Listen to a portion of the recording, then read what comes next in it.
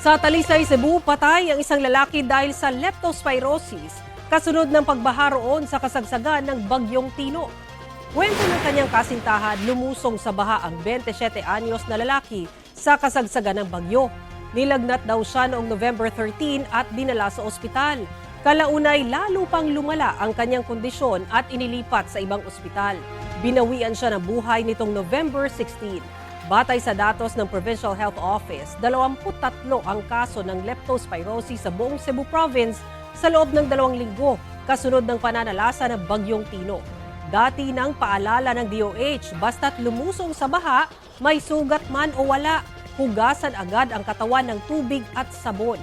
Bantayan kung magkakaroon ng sintomas ng leptospirosis tulad ng lagnat, pananakit ng ulo o ng katawan at iba pa.